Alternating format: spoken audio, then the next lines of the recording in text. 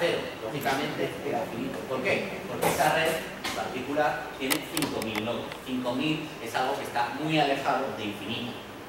Si nosotros hubiéramos puesto más nodos en nuestra red, lo que hubiera pasado es que en esa gráfica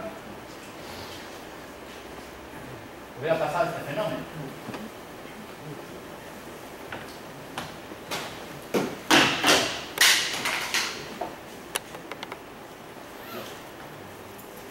Hubiera pasado esto. Para la red Erdős-Rényi tendríamos un lambda crítico, como veis ahí, así, y si hubiéramos puesto más nodos, hubiera seguido estando ahí. Hubiera sido la transición mucho más bonita, pero el lambda crítico no se hubiera movido. En cambio, en las redes Skill-Free, que teníamos una cosa así, si hubiéramos puesto más nodos, es decir, de 5.000 hubiéramos pasado a 50.000 y de 50.000 a 500.000, esto de aquí hubiera empezado antes. Es decir, hubiera habido un corrimiento hacia la derecha, ¿de acuerdo? O sea, que eso es un efecto del tamaño finito de nuestra red, ¿de acuerdo? Bueno, en particular, sin tener que irnos a redes de tamaño infinito, lo que podemos decir es que los 11 de Skill-Free de Erdős-Rényi son muy diferentes y que las redes libres de escala, las redes Skill-Free, favorecen el que aparezca la sincronización. Otro discurso diferente es lo que ocurre después, que ahí no voy a entrar, ¿de acuerdo? Como veis, después la sincronización va más lenta, ¿de acuerdo? O sea, en Skill-Free empieza antes, pero va más progresivamente. En Erdős-Rényi empieza después, pero ¡pum!, abruptamente, no abrupto, es continuo, pero va mucho más rápido, ¿de acuerdo? Y eso ya requiere un análisis posterior sobre la estabilidad del estado sincronizado y cosas que vamos a ver. Entonces, ¿cómo puedo explicar esto? ¿O qué es lo que ocurre? ¿Hay una diferencia cualitativa? Sí. Una diferencia cualitativa que es que las redes libres de escala favorecen de tal manera la sincronización que si yo tuviera un tamaño infinito de nodos, el límite, el umbral de sincronización desaparecería. Y si yo tengo un número fijo de nodos y yo pongo los mismos nodos en una estructura Skill-Free y los mismos nodos en una red de Erdős-Rényi, la sincronización aparecerá antes en una red Skill-Free, ¿vale? Y ahora viene la pregunta. Vamos a intentar ver por qué, ¿vale? Porque si es algo cualitativo, tiene que responder a mecanismos diferentes. Entonces, lo que uno puede hacer es lo siguiente. Igual que hemos medido el R para todo el conjunto, podemos medir cuánto desincronizados están los pares de nodos conectados, ¿de acuerdo? Entonces, proponemos, por ejemplo, esta manera de medir la sincronización entre pares conectados, pero hay muchas otras, lógicamente. Pero pedimos esta cosa que se llama DIJ. DIJ es la coherencia en la dinámica entre los osciladores I y J, siendo que I y J están conectados, ¿vale? Y veis que lo que hace simplemente es integrar en el tiempo la diferencia de fase entre estos dos osciladores. Si estos dos osciladores están totalmente sincronizados, θi y θj son iguales, por lo tanto, está sumando unos en el tiempo, por lo tanto, al final la suma total te dará t mayúscula, ya veis que el intervalo temporal empieza en tau y acaba en tau más t, por lo tanto tendrías t1, por así decirlo, dividido para t me da 1. Entonces, si I y J están totalmente sincronizados, DIJ es igual a 1. Si I y J son totalmente descorrelacionados, es decir, no hay ninguna correlación entre el valor de θ en un tiempo y el valor de J, el de θ en J en otro, entonces esa suma es destructiva. Habrá momentos en que se crucen y sea constructiva, pero habrá momentos en que sea destructiva totalmente, que sea constructiva, pero a lo largo del tiempo eso tiende a ser cero. Si t grande es suficientemente grande, en ese caso DIJ tendrá cero, ¿de acuerdo? Y lógicamente, como antes con R, tendremos casos intermedios, ¿de acuerdo? Entonces, yo imaginaos que tengo esa red de ahí, yo pongo el Kuramoto y ahora mido DIJ, de tal manera que esos links que yo tenía antes, que eran 1 o 0, pasan a tener unos pesos, ¿de acuerdo? Ya veis que el nodo del medio está muy sincronizado con el nodo de abajo y con el nodo de la izquierda. El nodo de la izquierda está muy sincronizado con el nodo de arriba y yo puedo establecer una jerarquía de quién está sincronizado con quién, ¿de acuerdo? Ahora imaginaos que no tengo esa red de... ¿cuántos nodos tiene? De 7 nodos. Tengo una red muy grande, ¿vale? De 1000 nodos. Entonces, lo que puedo hacer yo, bueno, tengo una red de 1000 nodos, mido los DIJ y me das la red. No veo nada, no se ve nada. Ahora vamos a analizar esa red como si fuera otra red. Es decir, como si ahora tú me presentas esa red a mí, que viene de una dinámica, y yo te tengo que decir cosas sobre esa red. Una de las cosas que te puedo decir es cuántas componentes tiene. Lógicamente, la red de partida, la red normal, tiene una sola componente, es decir, yo puedo ir de un nodo I a un nodo J pasando por unos cuantos nodos. Pero esa nueva red que tiene dinámica, como hay links que han desaparecido porque no hay sincronización entre ellos, mientras que otros permanecen porque sí que hay sincronización entre ellos, puede tener diferentes componentes. Es decir, puede ser que haya un conjunto de nodos que esté conectado, pero que no vea el resto de nodos, aquí otro conjunto, aquí otro conjunto, aquí otro conjunto. Entonces puedo medir cuántos conjuntos desconectados de nodos hay en esa red. Y en particular puedo medir también cuántos nodos hay en la componente más grande. ¿De acuerdo? Si lo dibujo, un dibujo vale más que mil palabras.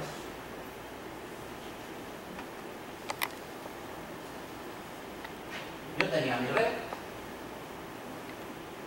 con los nodos, le he puesto una dinámica y esa dinámica me ha convertido mi red en otra, que puede ser, por ejemplo, de esta manera. Los nodos son los mismos, aquí y aquí, ¿de acuerdo? Lo que pasa es que los links que había entre estas dos partes, que están aquí, como no están sincronizados, no los tengo en cuenta. Entonces yo puedo coger la componente más grande, supongamos que es esta, y medir cuántos nodos hay aquí, ¿de acuerdo? Imaginaos que hay 70 y la red total tiene 100, pues se puede decir, hay un 70% de los nodos que están en la componente que se llama gigante, que se llama componente gigante entonces. O también puedo medir el número de links, es decir, cuántos links hay aquí. Fijaos que para esta componente, aunque tenga 50 nodos, si yo cojo estos mismos 50 nodos aquí, ¿de acuerdo? Puede ser que no tengan, que yo no encuentre aquí los mismos links que aquí, ¿de acuerdo? Encontraré menos. Puede ser que encuentre los mismos, pero puedo encontrar menos. Puede ser que este nodo, aquí existiera un triángulo, que está aquí también, nodo este, nodo este, nodo este, pero de estos links, solamente este esté contenido en la sincronización, ¿de acuerdo? Que estos después estén unidos, que hay muchas variables. O grau de sincronização é contínuo, certo? Então você estabelece um limite, um threshold para poder separar? Sí, pero no es un threshold arbitrario, como normalmente sí que se hace en neurociencia, porque en neurociencia se establece un threshold arbitrario y uno dice, bueno, porque claro, lo que dice García es muy importante. Yo aquí he medido cuánto de sincronizados estamos. Imaginaos, esto es 0,05, 0,7, 0,6, 0,3, 0,2 y 0,8. ¿Cuándo digo que esto está y eso no está? Es muy importante. Y de hecho, muchos de los estudios que ocurren en neurociencia, cuando uno entiende ahora las correlaciones dinámicas, dicen, pues yo considero que si está más allá del 80% están, y si están menos, no están. Bueno, ¿y si pone 60? Bueno, aquí no lo hicimos así. Aquí a nosotros no nos gusta eso y propusimos lo siguiente, que es autoconsistente.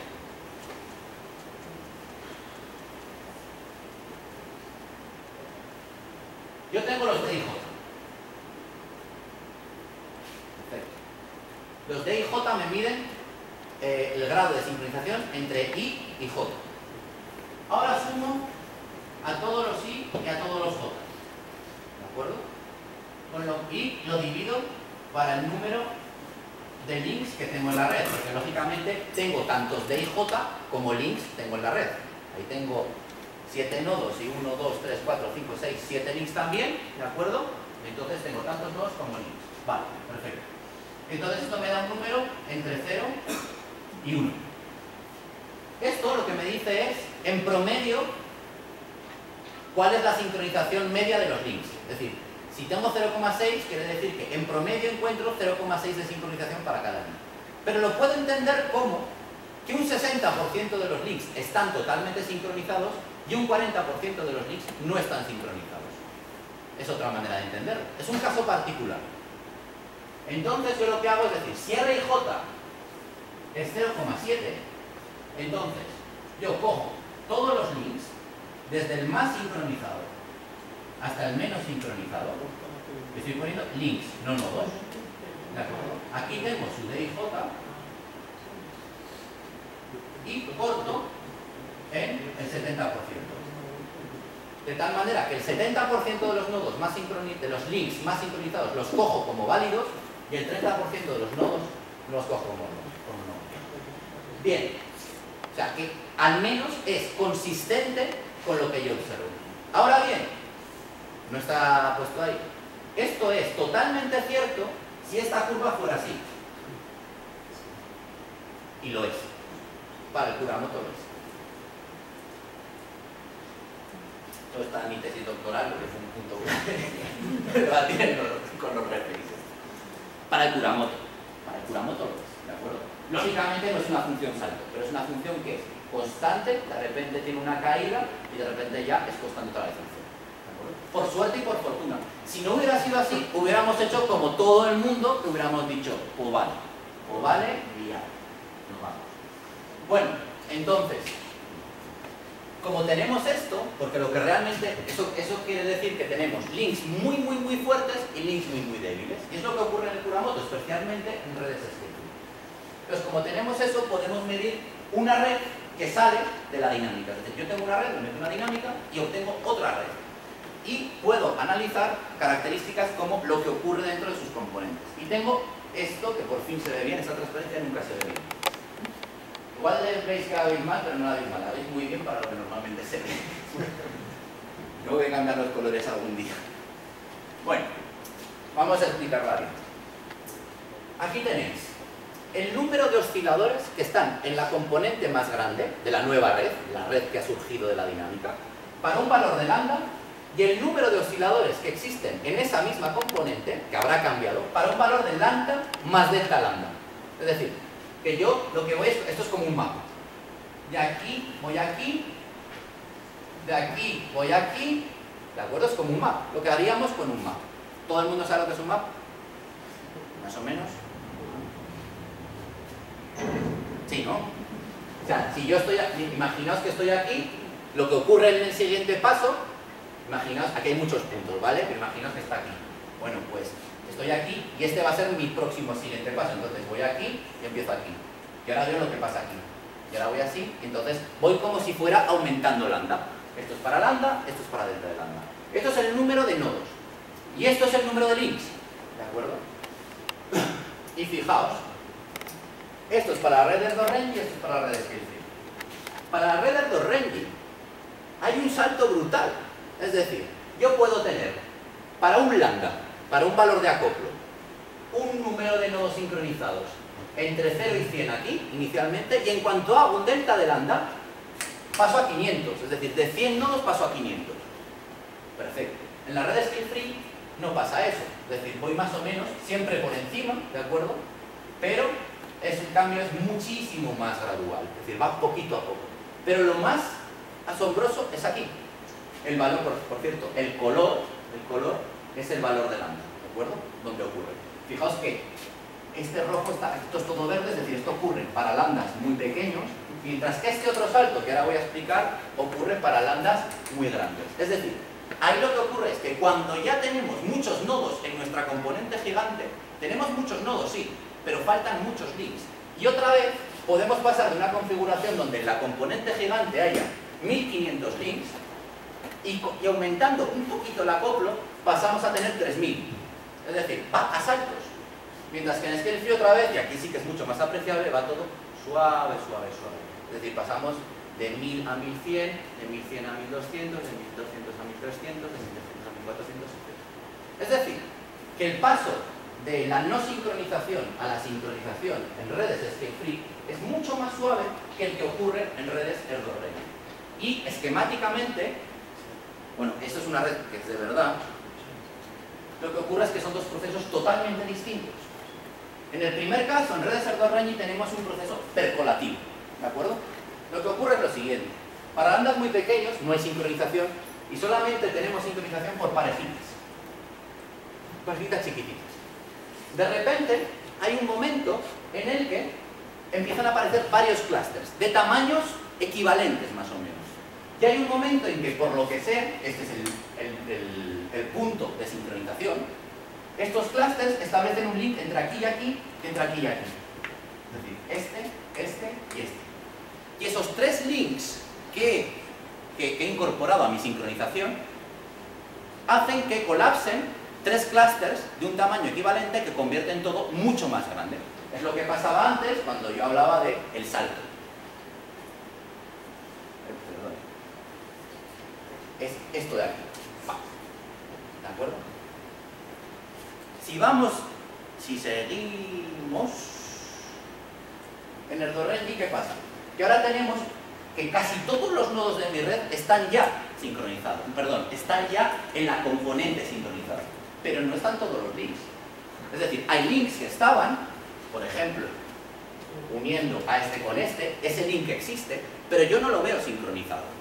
Entonces, hay otro momento, que es el segundo que existía, donde de repente, ¡pam!, todos los links que existen se convierten en sincronizados, que es el segundo. En cambio, en ScaleFree el proceso es mucho más aburrido.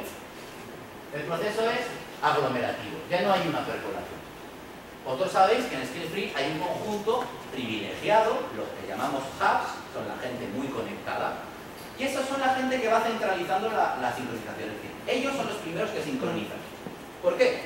Pues muy sencillo, porque tienen mucha información de lo que ocurre. Entonces, ¿qué hemos dicho? Que en un modelo de Kuramoto normal, aquellos que sincronizan antes son los que están más cerca de la frecuencia media. Vale. Aquí tenemos que no solamente tenemos una frecuencia natural para los nodos, tenemos también unos grados, un número de conectividad diferente para los nodos. Entonces, si yo soy una persona que está muy conectada, entonces, aunque tenga, por ejemplo, estoy conectado con todos vosotros, pues cada uno tiene una frecuencia media, pero yo en promedio, ¿qué estoy viendo? La frecuencia media. ¿Y hacia dónde voy a sincronizar? Hacia la frecuencia media. En cambio, por ejemplo, Flora, porque te conozco, tú estás conectada muy débilmente. Entonces, tú tienes tu propia frecuencia y tienes la de tu compañero. Pero eso es muy poco, ¿eh? Si la de tu compañero, por lo que sea, también está alejada de la media, a ti te va a costar mucho sincronizar. Entonces, el hub es el que centraliza. Para valores de acoplo pequeños, ellos ya están sincronizados. Son los primerísimos en llegar a la sincronización. Y van metiendo, es decir, venga, va, más, y más, y más, y más. Es un proceso secuencial y aglomerativo. ¿De acuerdo? Entonces, como veis, no solamente numéricamente cambia el valor, sino que cualitativamente el proceso hacia la sincronización también es muy diferente en redes ScaleFree de redes ScaleFree. Bueno, ¿qué me queda?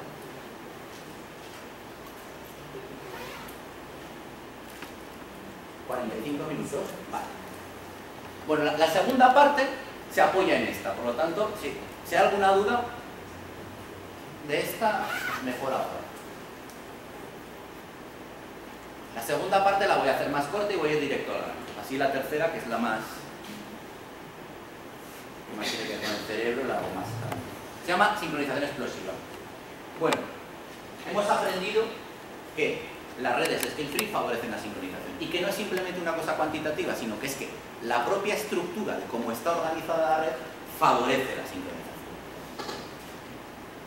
Algunos artículos que fueron tuvieron mucho impacto, por así decirlo, en los cuales los autores, que son Antiochas, Sousa y Spencer, publicaron una variante del proceso típico de percolación por el cual la transición parecía cambiar de segundo a primer orden. ¿De acuerdo? Realmente no es así, no cambia a primer orden, pero bueno, asumamos que cambia a primer orden, porque no tiene mucho que ver con el percolación.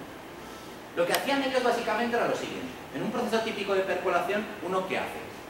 Uno tiene, es el modelo de Dorrenyi, el que expliqué en la primera parte. Uno tiene nodos, como los que están ahí, olvidados de los colores, son nodos, y uno va añadiendo links. De tal manera que uno puede ver cómo al principio tiene clústeres aislados y de repente, en el momento que añade muchos links, un clúster gigante se empieza a formar. Hasta que, cuando has añadido suficientes links entre los nodos, tienes un clúster gigante que es todo del sistema que tú tienes. Entonces lo que hicieron ellos es decir, bueno, vamos a hacer lo mismo, pero vamos a incluir una regla que es la siguiente. Cada vez que añadas un link, vas a pensar en dos posibilidades, es decir, vas a añadir dos links.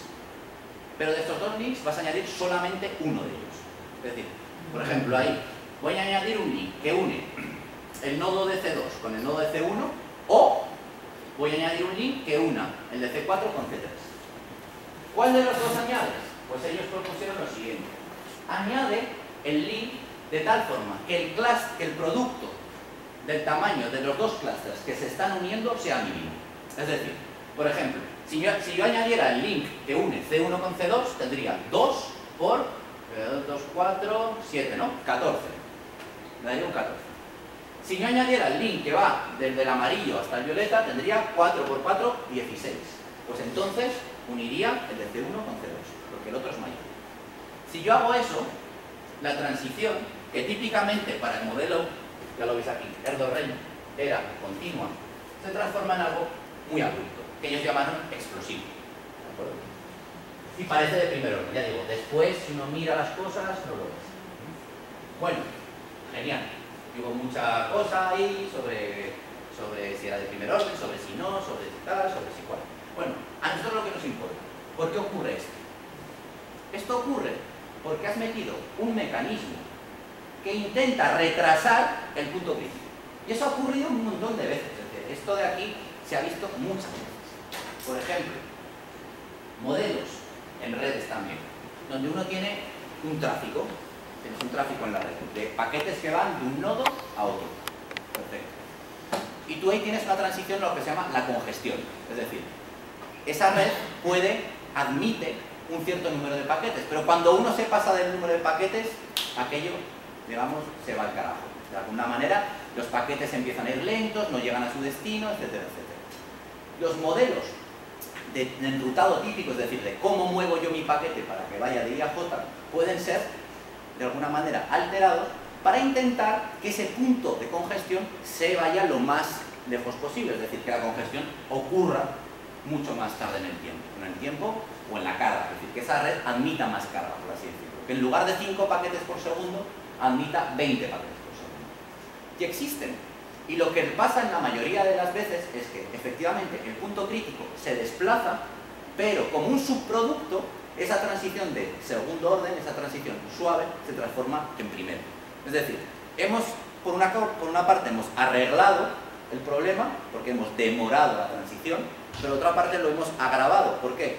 Porque al tener una transición de primer orden, uno pasa de un sistema que aparentemente está perfecto a un sistema que está irrecuperable. Mientras que con una transición de segundo orden, pues las cosas son mejores, porque uno cuando empieza a fallar lo nota y puede volver a hacer. ¿De acuerdo? Ese es un ejemplo, hay más. Pero estos autores lo que hicieron fue básicamente eso, demorar. Ellos cogieron la regla de añadir links de tal manera que intentaron atrasar todo lo máximo posible la formación de una componente. Bueno, entonces la pregunta que surgió en torno a las sincronizaciones. La sincronización en Scale Free, en Erdős-Rényi y en Whatsoever es de segundo orden, en el Kuramoto. ¿De acuerdo? Entonces la pregunta ¿es posible que nosotros la transformemos en una de primer orden? Pero de verdad. No como la explosiva de perturbación, de verdad. Y la respuesta es sí. Todo lo que hemos aprendido antes nos va a servir. Entonces, vamos a ver. Si las redes Scale Free eran mejores para sincronizar, ¿por qué? Porque los hubs tenían muchas señales y hacían de campo medio, es decir, al tener muchas señales enseguida iban a la frecuencia media, pues esa facilidad estructural que tienen, vamos a intentar fastidiársela por otro lado. Vamos a intentar hacer que sean personas muy poco afines a la media. Y esa es la receta. Que su frecuencia interna sea igual al grado. Ellos tienen muchos, efectivamente. Bueno, pues ahora les ponemos una frecuencia interna que es igual al número de vecinos, de forma que su frecuencia interna está muy alejada de la frecuencia media del sistema. Porque la P de K, como veis ahí abajo, ahora es igual a la G de omega. Es decir, acordaos lo que os he dicho antes con esta G de omega. Los que primero sincronizan son estos y los que después sincronizan son estos de aquí. Ahora no tenemos este tipo de G de omega. Ahora tenemos una G de omega